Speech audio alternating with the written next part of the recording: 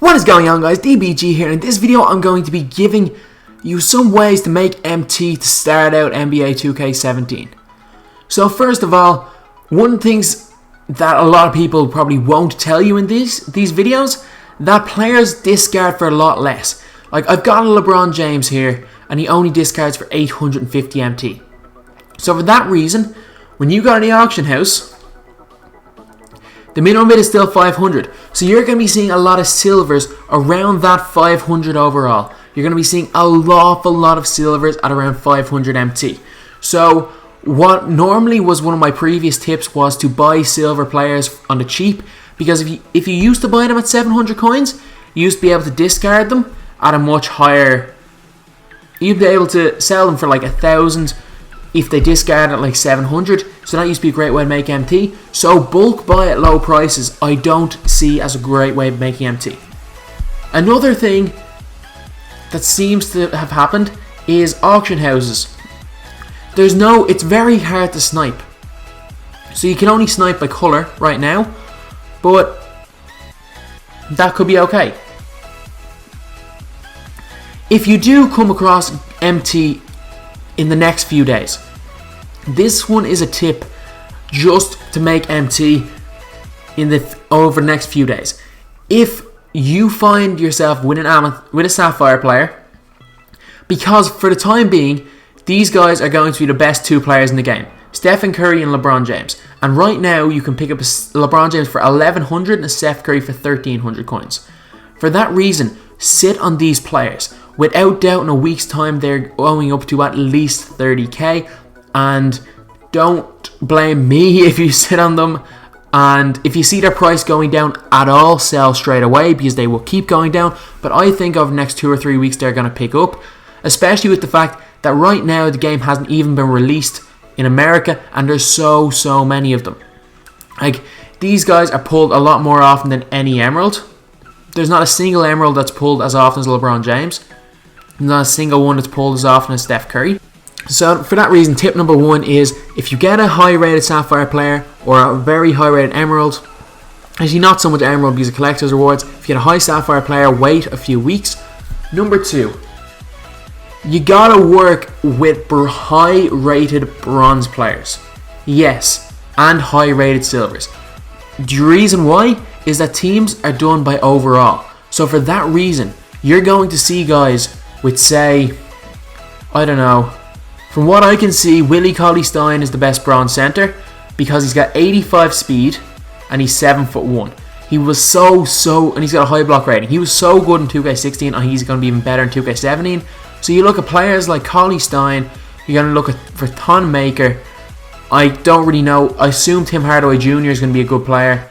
I haven't really looked at any of these. Open shot 3, not really. But each one more as well. 85 shot 3. Dwight Powell, athletic. Like, you're going to look at these high rated bronzes. And previous years, they didn't have that much value.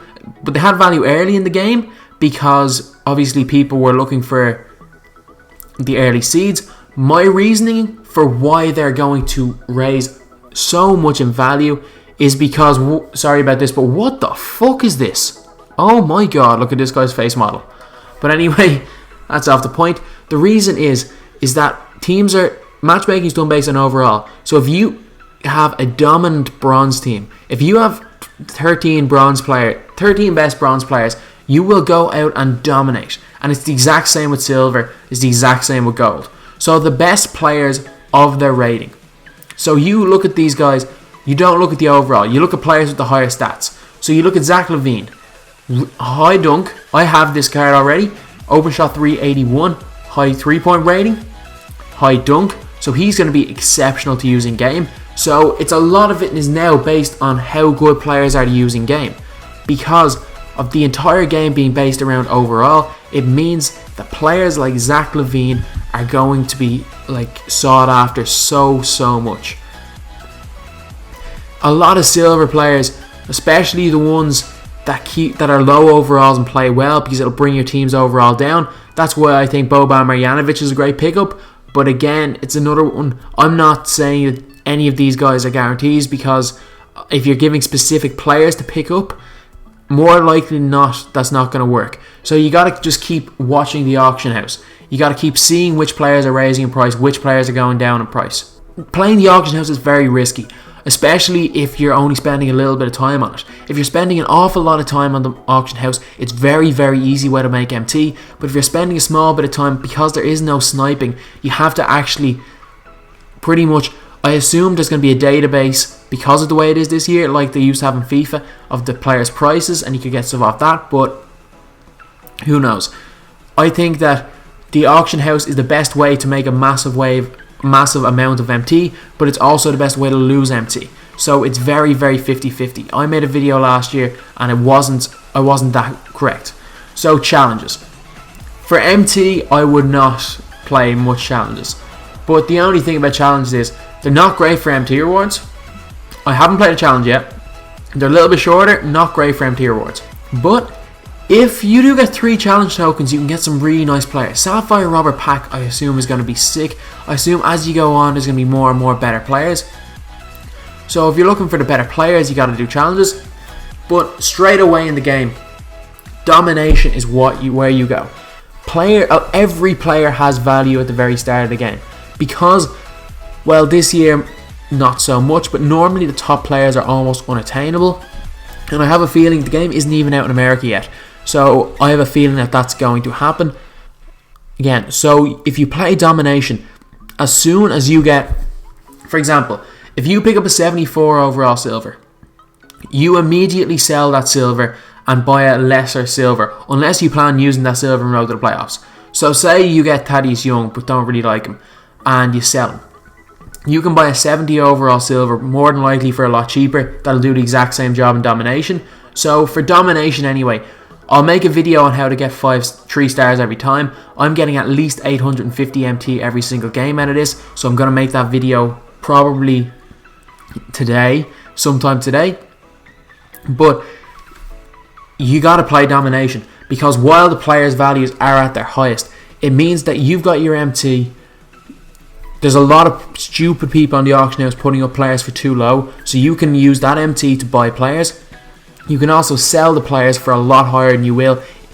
Obviously, the first day, it's always a bit hectic, but in about a day or two, the player's price will start to pick up a lot. So from the next week, 2 weeks, domination is without doubt the best way to make MT. Hopefully I can come out with around 100k MT anyway after domination. And if you look at my team, yeah, it's not too shabby at the minute. Solid team. And I also have Gallinari, a few other good players, Julius Randle, Sergio Rodriguez, Miles Turner, who I picked up for 500 MT, so you can still get players at bargains. Who else? Collie Stein picked up for 500 MT. Alexis Ajinka is going to be another big player. So anyway, that's the video. These are just some ways of making MT in NBA 2K17. These are not, apart from obviously domination and challenges, they are a guaranteed way of making MT. But the thing with the auction house this year, I have a feeling it's going to be something that rewards the people that spend a lot of time at it, and you need a lot of tactics, you need a lot of smarts. It's a lot more difficult because sniping is going to be a lot more difficult. So there's not going to be as much sniping. It's going to be more so playing the block, buy low, sell high, knowing players' prices, which gives you more room to make MT. But again, you're at a much bigger risk than you would have been at with sniping. So anyway, that's the video. Thanks for watching.